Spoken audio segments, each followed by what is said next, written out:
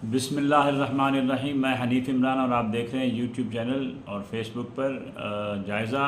और आज हम बात करेंगे, जनाब इसहाक डार साहब हैं डिप्टी वज़ीर आज़म, फरमाते हैं कौमी अहमियत के इवेंट पर एहतजाज मुस्बित पैगाम नहीं।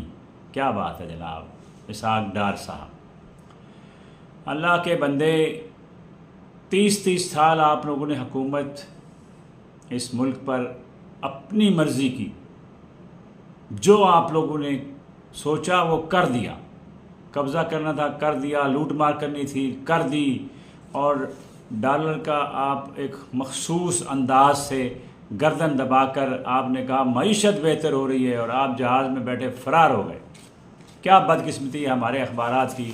अब इस अखबार का आप देखें, ये हमारा ही अखबार है, अब क्या करें, हमें वो करना पड़ता है।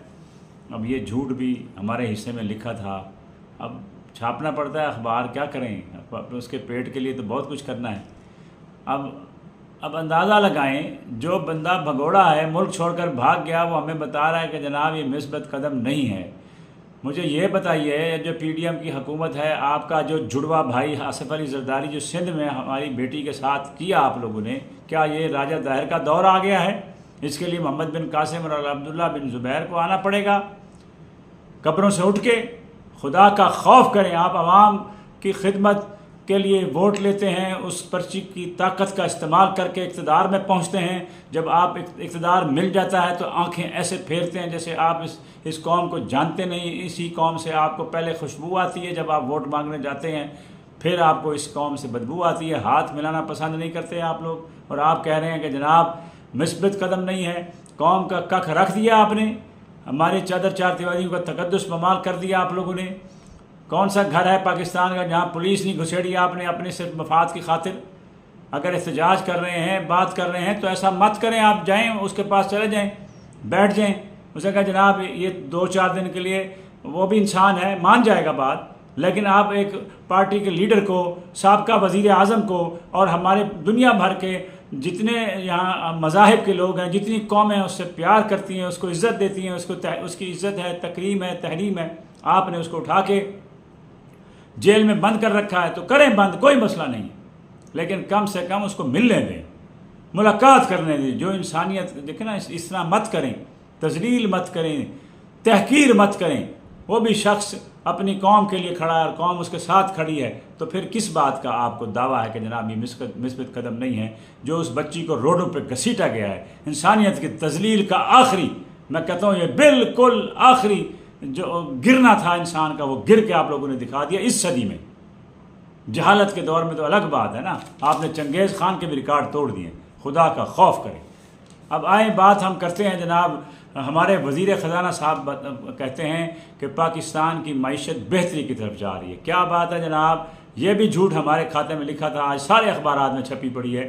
आज ये भी झूठ हमारे खाते में था कि आप फरमा रहे हैं, और हमें बयान फ्रंट पेज पे 3 कॉलम लगाना पड़ा क्योंकि अब वज़ीर ख़जाना है।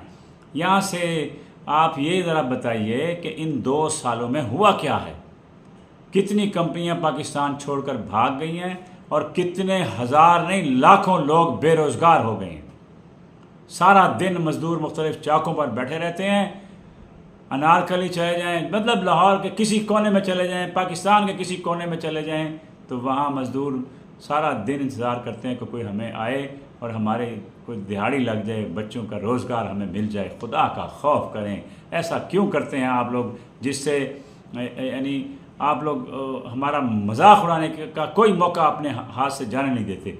अल्लाह आपको हिदायत दे, हमें भी हिदायत दे, आप मेहरबानी करें। दूसरी बात है कि वज़ीर आज़म चीन जो हैं वो यहाँ तशरीफ़ ला रहे हैं, ग्वादर के।